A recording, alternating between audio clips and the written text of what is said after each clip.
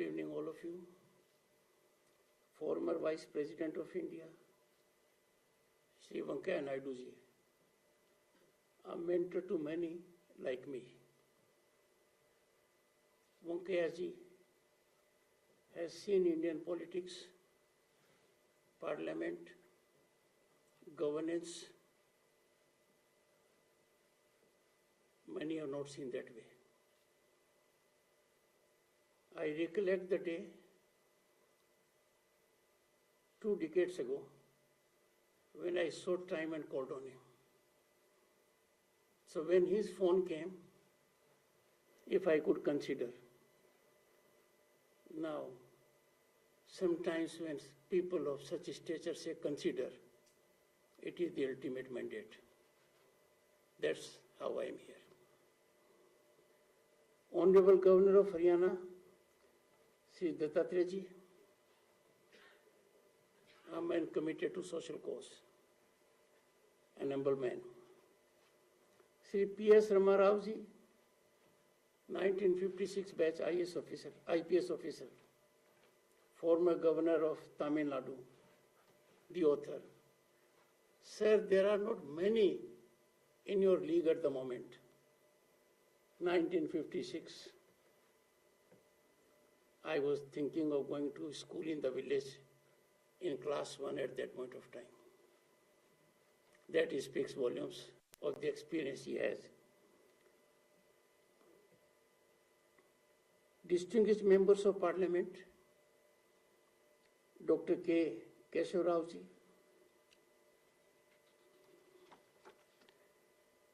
Shri Y.S. Chaudhary, Padam Shri Y. Lakshmi Prasad, former member Rajya Sabha, Shri Shashidhar Reddy, former chairman NMDC, Dr. N. Bhaskar Rao, chairman Center for Media, and members of the steel frame from the IS and IPS.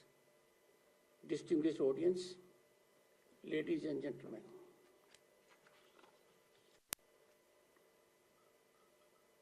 Very frankly, it is an honor to me. It's a privilege for me. It's a moment to ever cherish that I am being associated with the release of Governor Pet to Governor's House, a Hicks Odyssey. Let me betray my mind. When I initially thought of Governor Pet to Governor's House, my mind was activated. I had crazy ideas in my mind. What is meant by Governor Pet? Till I came to know it is geographically located area. I gave a stop to Baijer's thoughts. Otherwise, it would have been very interesting. Governor Pet to Governor's House.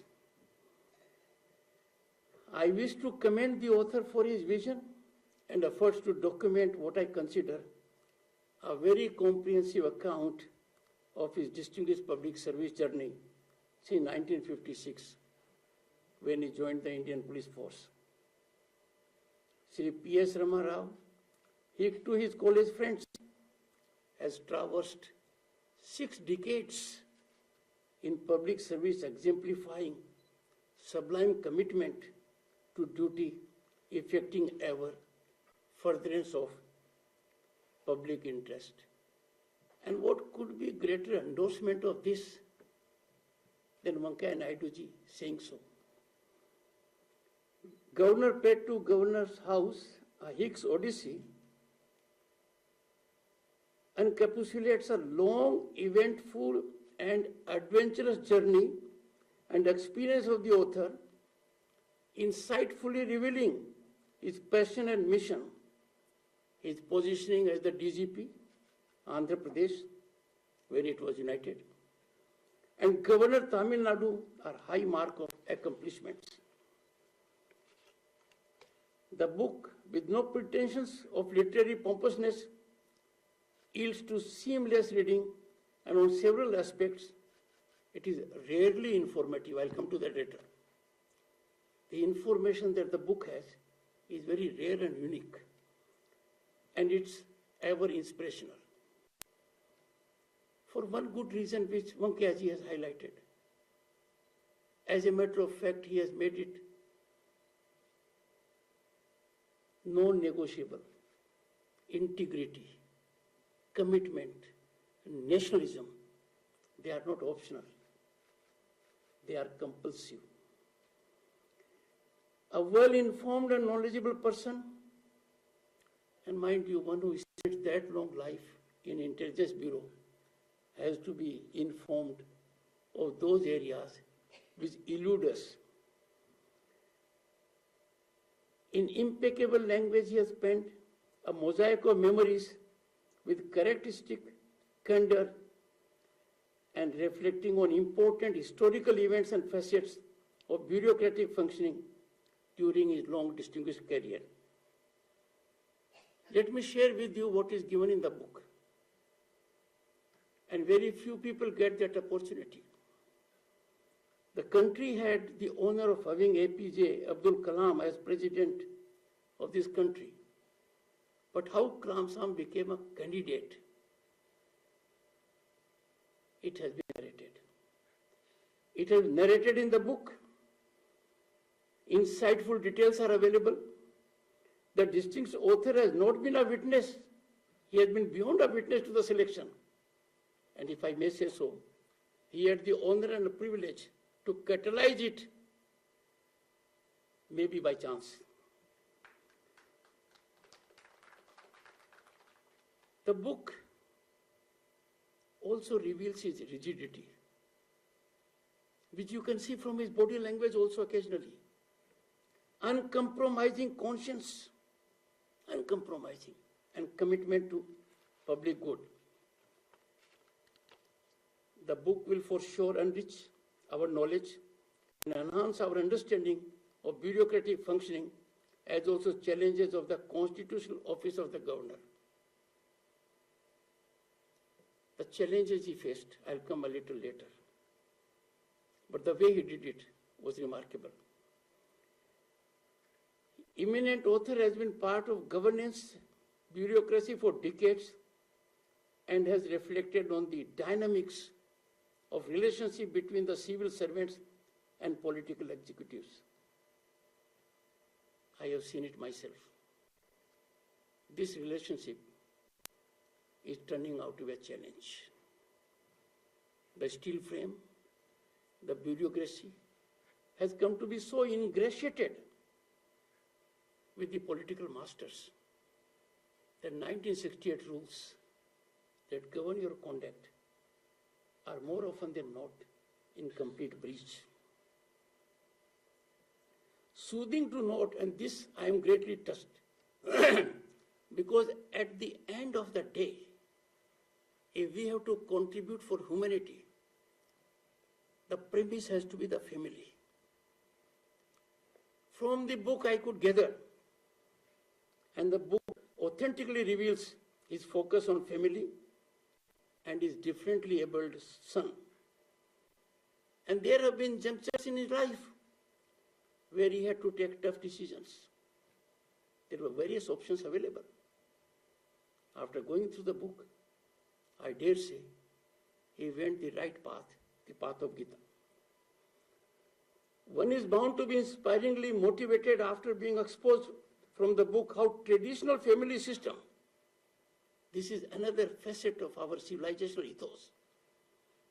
This is another facet which has come to our country by thousands of years of growth. You will get enough inkling in the book about it, that traditional family system turns out to be a spinal support system in challenging environment. And as a matter of fact, hand-holding during COVID was reflective of this. Rao Sahib came from a family that are connect with freedom movement led by Gandhiji then. The distinguished author has demonstrated his unflinching commitment to nationalism and democratic values, so richly herited. He has been part of the growth story of this country from 1956, and now we are in Amritkal. His life journey and commendable accomplishments are bound to be motivational and inspirational, particularly for our youth, whom I call warriors of 2047. They will translate our hopes and aspirations as to what India will be when we celebrate in 2047 our centenary of independence. Friends, I share certain things in common with him. I have been governor, so has he been. He also had a lady chief minister, strong personality. I too was privileged to have Mamtaji as chief minister. We both had to deal with politicians of that caliber. Of course, we are easily outclassed by the former Prime Minister, Atal Bihari Vajpayee ji. He dealt with three. He dealt with Jayalalitha ji, Mamta ji, and Maya ji. All three women politicians who have impacted political firmament of this country very effectively. We both could not complete our term for different reasons. I had to yield to be here, and he had to yield to his conscience.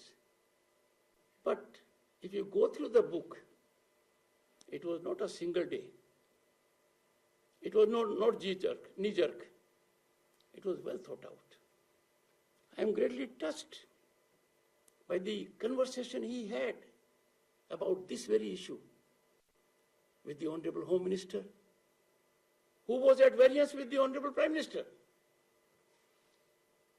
They had shared moments, and this is how he could not complete.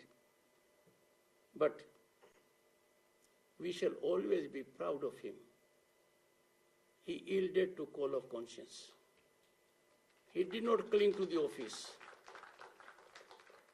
He could have easily done that.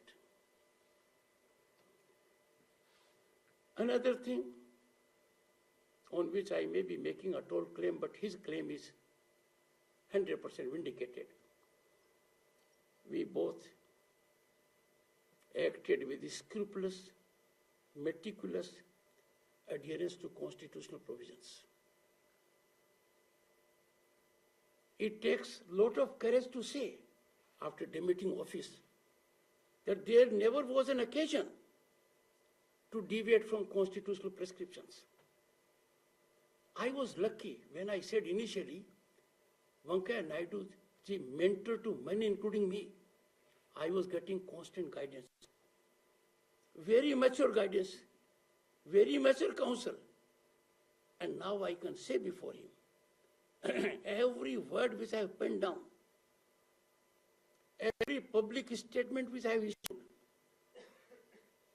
no rancor, no reaction, no adversarial position. In the most decorous way, my point was put across. In this, I am outclassed by Mr. Rao. He did it far more effectively.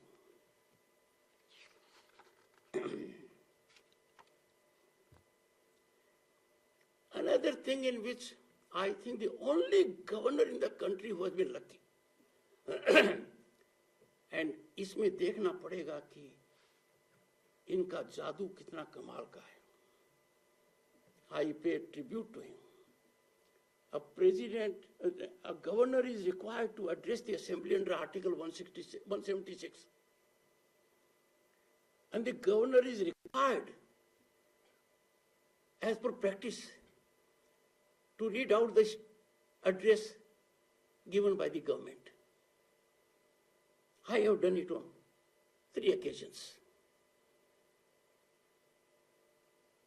On all the 3 occasions, the Honorable Chief Minister was not sure whether I would be so doing or not. In the process, the Honorable Chief Minister forgot that I had people who could guide me enlighten me, and there could be no question of deviation. But in his case, and perhaps in the Indian parliamentary history, that's a singular case, perhaps I'm saying, he writes to the chief minister or sends a message, can I edit your draft? It is written in the book. And he must have been stunned and startled very pleasantly. He got a call, yes.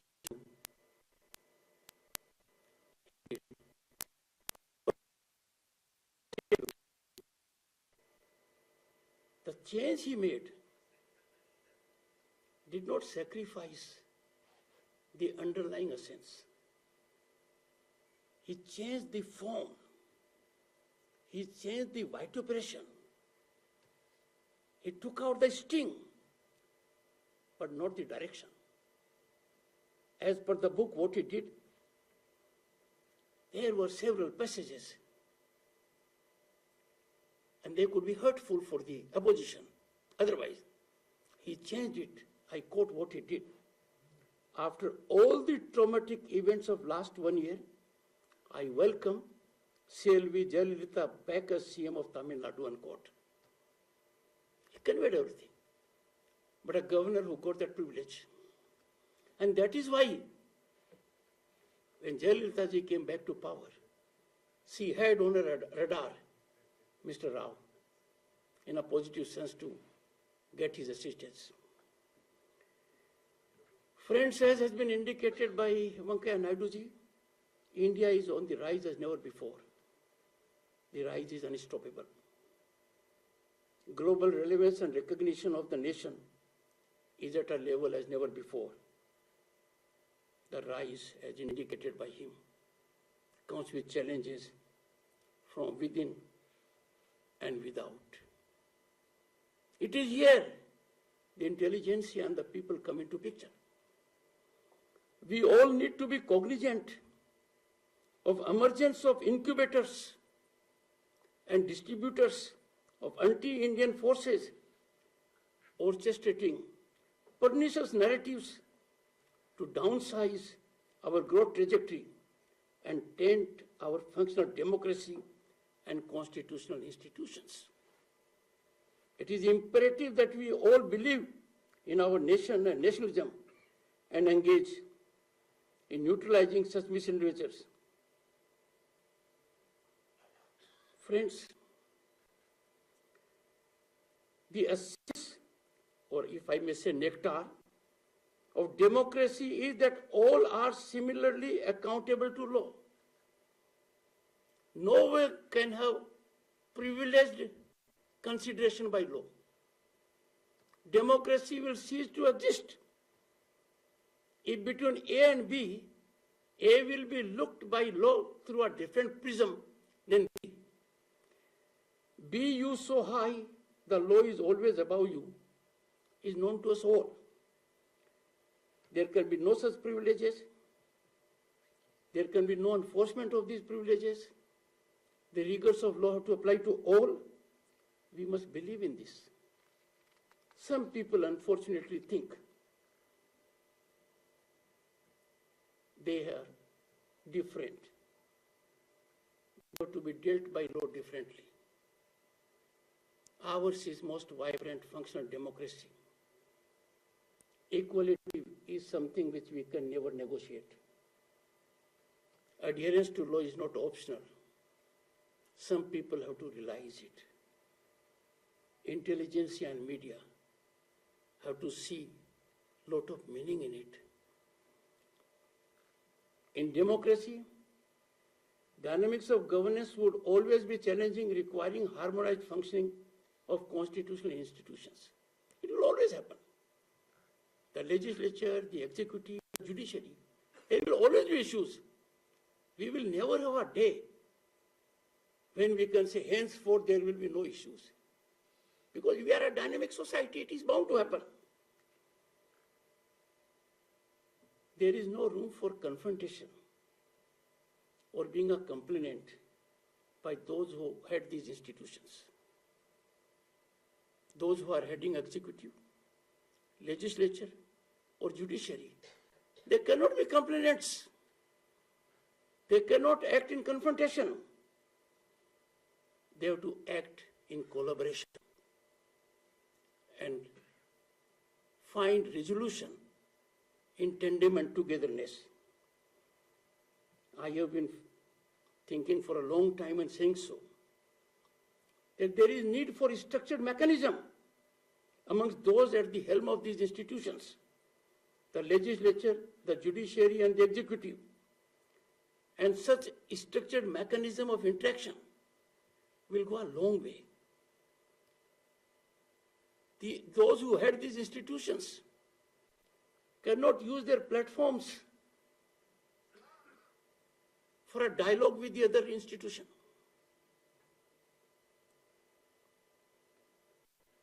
I have no doubt, I have been saying for a long time, it is the primacy of our Constitution,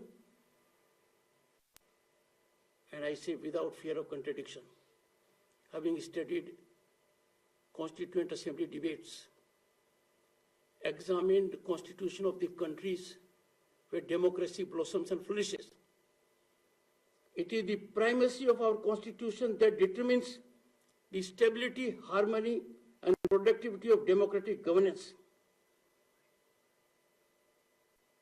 And Parliament, reflecting the mandate of the people, is the ultimate and exclusive architect of the Constitution.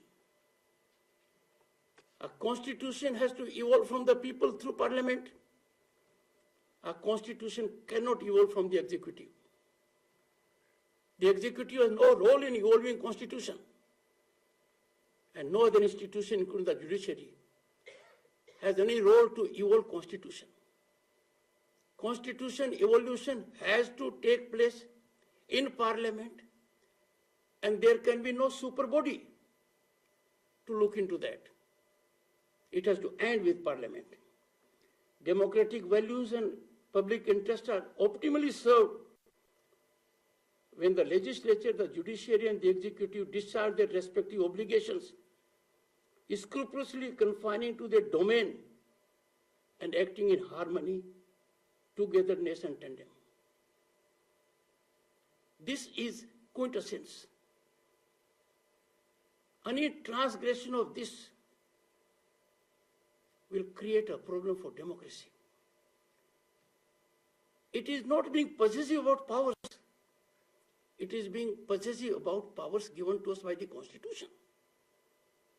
And that is a challenge we all have to collectively face and harmoniously discharge.